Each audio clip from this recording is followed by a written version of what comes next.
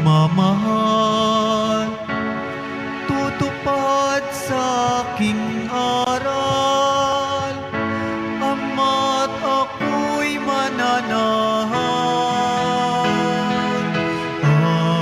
Hallelujah, hallelujah, hallelujah,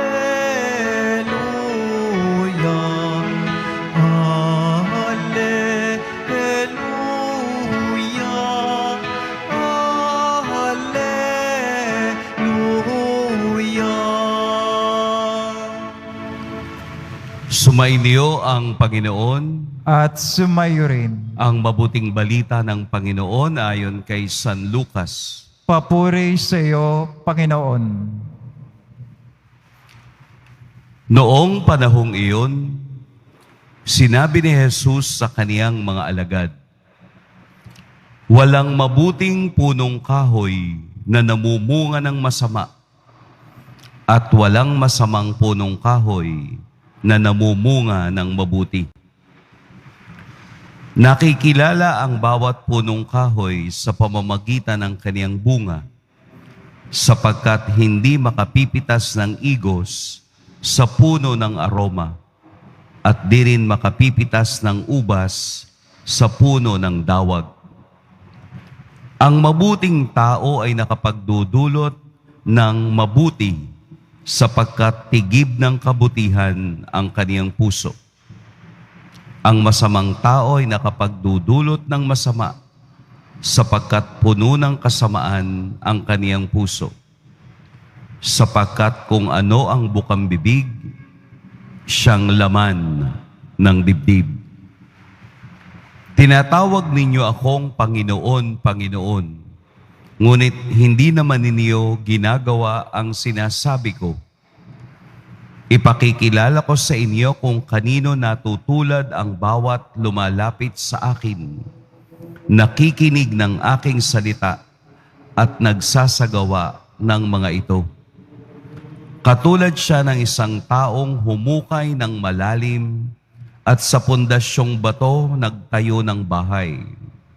Bumaha at ang tubig ay bumugso sa bahay na iyon, ngunit hindi natinag, sapagkat matatag ang pagkakatayo. Ngunit ang nakikinig ng aking salita at hindi nagsasagawa nito ay katulad ng isang taong nagtayo ng bahay na walang pundasyon. Bumaha, nadaanan ng tubig ang bahay na iyon, at pagdakay bumagsak, lubusang nawasak ang bahay na iyon."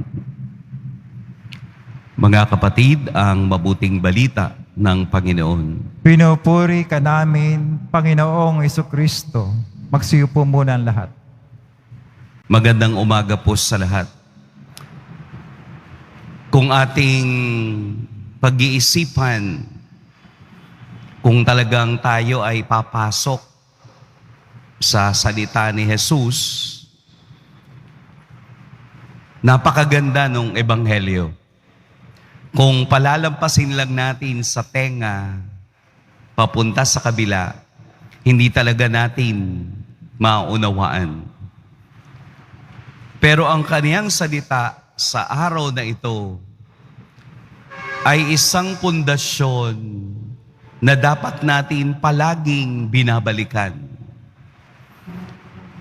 Ito yung pakikinig, pagsasapuso, at pagsasagawa. Hindi lamang tayo nagsimba para lamang makinig.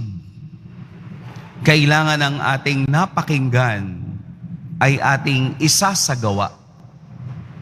Yun bang pagsasagawa ng mabuti, dahil ang lahat ay nanggagaling sa puso ng tao. Dahil ang puso ng tao ang siyang pundasyon ng moralidad at pundasyon ng mabuting gawa. Ibig sabihin po bagay, hindi mo pwedeng palitan kung anong klaseng puso ka meron ngayon. sapagkat ang pusong meron tayo ay mayroon ng pinanggalingan. Ito na ay naging pundasyon ng pagkatao mo. Kaya hindi ka pwedeng maging plastic. Lalabas at lalabas ang pagkaikaw dahil mayroon kang pusong nakakaramdam. At ang lahat ng ginagawa mo ay nanggagaling sa pusong ito. Kaya hindi pwede makikilala natin ang tao dahil ang kaniyang sinasabi at ginagawa ay nanggagaling kung ano ang kaniyang nararamdaman. Kaya nga minsan nagugulat tayo May mga tao biglang magiging concern sa'yo. Di po ba? Oh, magugulat ka. Bakit parang naging mabait siya? Kasi buong buhay niya hindi siya mabait. Hindi totoo yun ang gagaling sa kaniyang puso. Kaya tayo ay bibigyan ng pagkakataon ng Diyos na i-examine kung anong klaseng puno tayo at ano ang binubunga nito sa atin. Palagi nating tingnan na ang magpakabuti ang siyang sandigan ng pusong nagmamahal. Hindi pwedeng sabihin mong nagmamahal ka, pero ang puso mo mapanakit sa iba. Hindi pwedeng sabihin mong nagmamahal ka, pero hindi mo kayang mag-provide para sa iyong pamilya. Hindi mo pwede sabihin nagmamahal ka sa Diyos, pero sa totoong buhay, masama naman ang ginagawa mo. Scammer ka. Nagpapaasa ka ng iba. Nangangako ka na hindi mo naman tinutupad. Nanloloko ka ng tao. Mabait ka sa harapan ng Diyos. Pero sa harapan ng iba, iba ang iyong ipinapakita. Magkalayo. Hindi siya nagiging pundasyon ng tunay na pagkatao mo o pagkatao natin dahil hindi magkatugma ang puso mo sa ginagawa mo.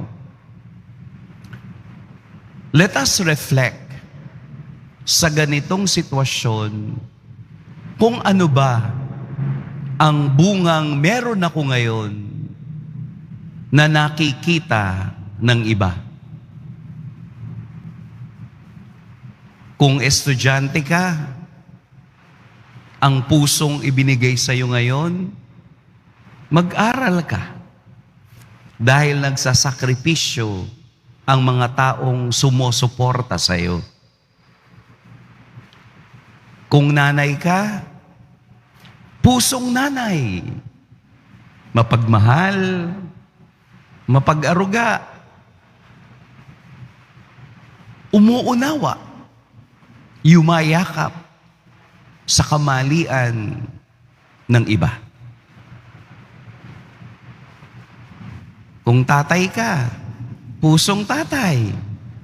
Di po ba? Maging pusong tatay. Paano ba maging pusong tatay? Provide for the family.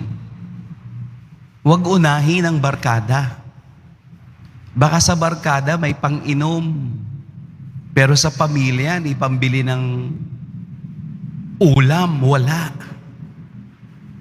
Lahat tayo sa mundong ito ay binibigyan ng pag-asa ng Diyos na isabuhay kung anong pusong meron tayo ngayon.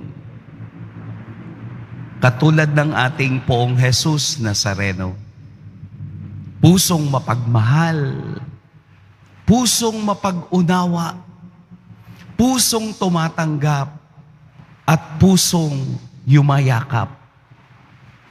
Dahil ang ating buhay ay nakasalalay kung anong bunga ng puso meron ka ngayon. Mag-reflect po tayo.